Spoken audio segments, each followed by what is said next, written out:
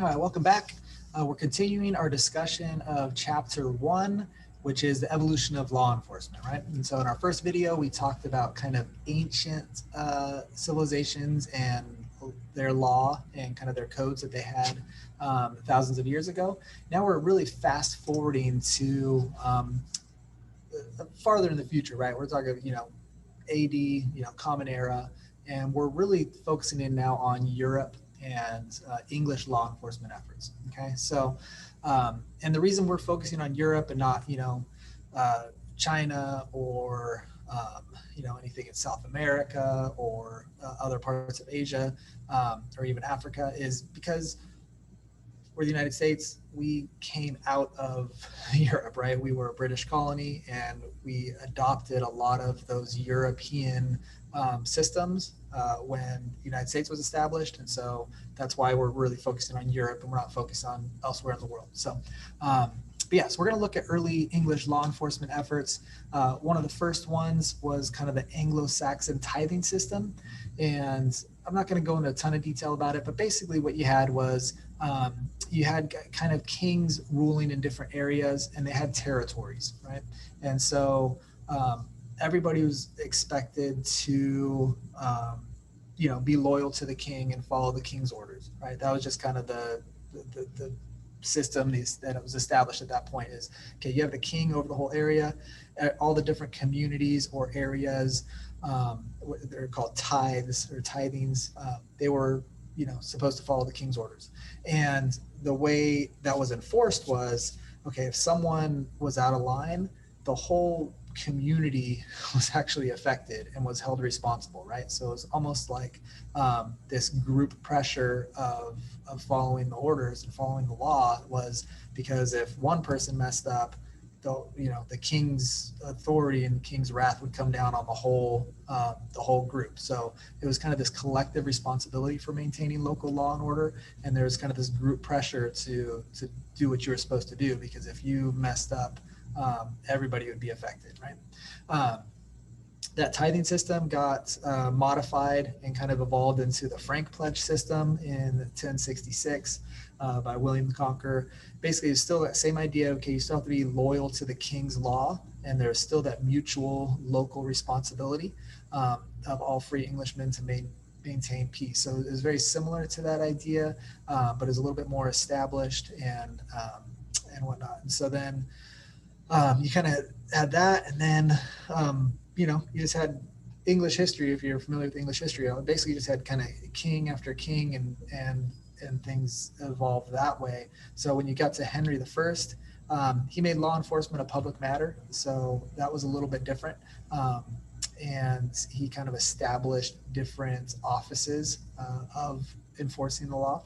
And then Henry II, he established a jury system, which was kind of the first of its kind, where it wasn't just the king deciding what's right or wrong, but okay, now I'm actually going to establish a jury of peers to decide guilt or innocence, or decide right or wrong in that case. So that was interesting.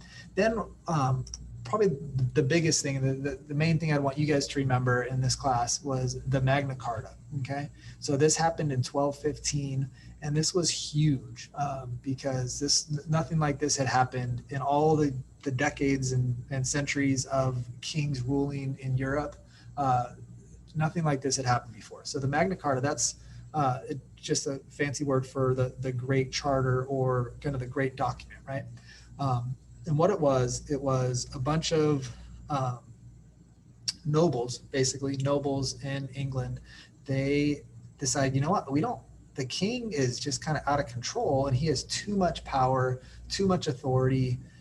Because at this time it was like whatever the king says goes, and the people, it doesn't matter what they think, or there was no going against the king. It was the king's way or no way, right? And so, but you had a bunch of these noble families and nobles that decided, you know what, the king's a little bit out of control. He has too much power.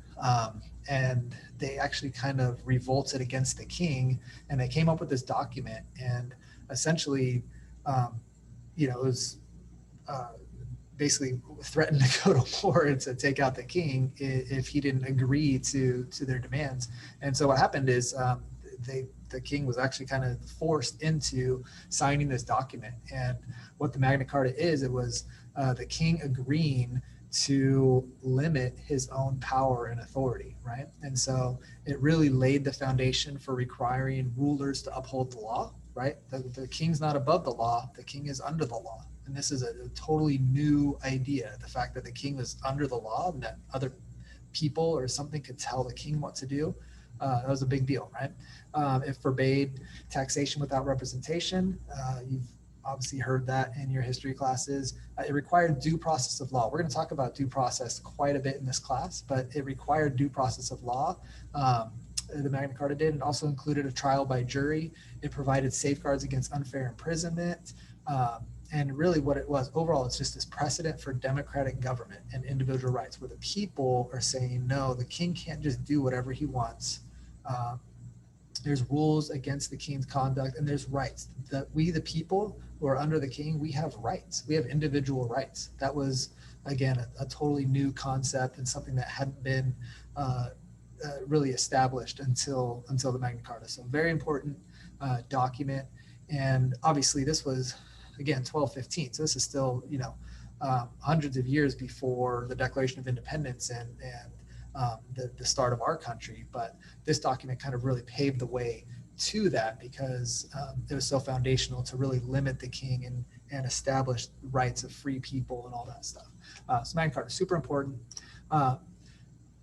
Next 500 years, we're not going to cover 500 years in just a couple minutes, but basically over the next 500 years, you had a couple different things established, and you had just kind of some different systems of law enforcement that were tried, and in different areas, different things worked, right? So in more urban areas, as the certain cities were becoming more developed, you kind of had a watch and ward system, and that worked for a while, but again, as civilization evolved and became more complex and cities became bigger, and then especially once the Industrial Revolution hit in 1750, then all of a sudden that kind of the watch and ward system wasn't adequate anymore.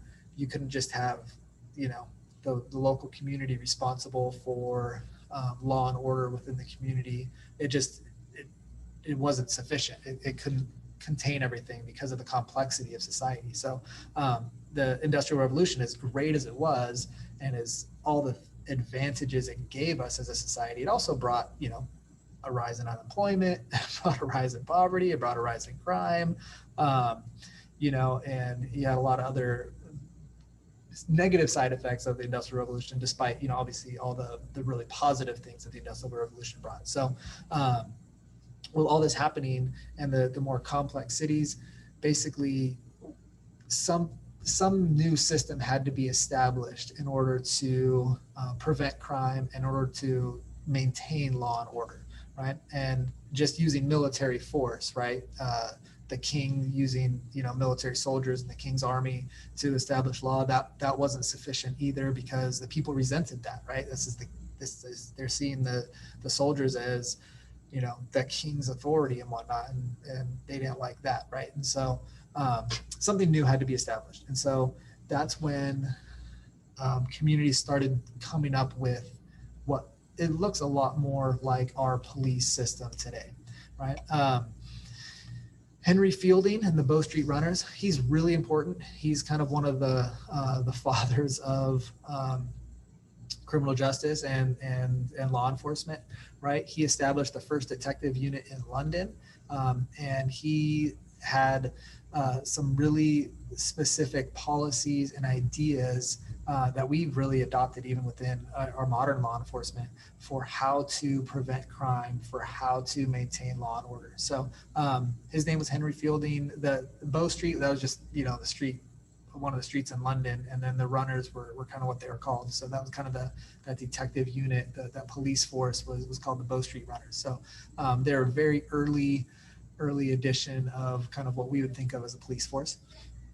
And then after that, Sir Robert Peel, he's really the father of modern policing. Okay, so Henry Fielding was important, but Sir Robert Peel is who we would consider the father of modern policing. He proposed a return to individual community responsibility for preserving law and order.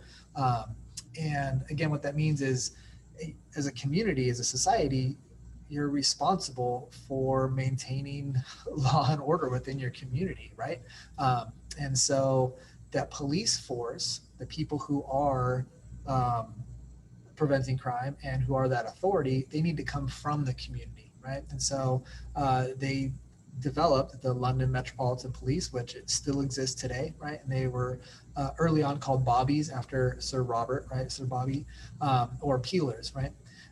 And so that's what they were kind of named. But all of a sudden you have this established group, right? And they were uniformed.